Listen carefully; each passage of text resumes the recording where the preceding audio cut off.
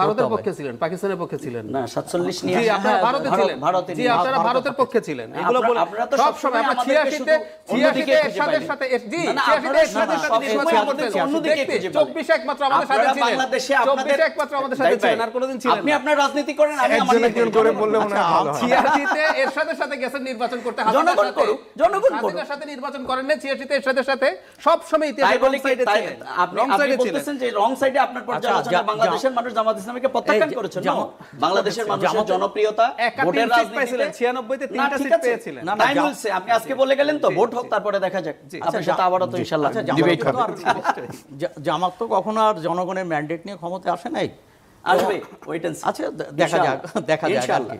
তো যা হোক, এটা তো আসে নাই। আর একটা হচ্ছে যে হ্যাঁ, আমি ধরে নিলাম যুক্তির খাতিরে জামাত জনগণের ম্যান্ডেট নিয়ে ক্ষমতা আসবে, এটা একদিন সত্যি হয়ে কিন্তু যাবে, এর মানে এই ইনশাআল্লাহ।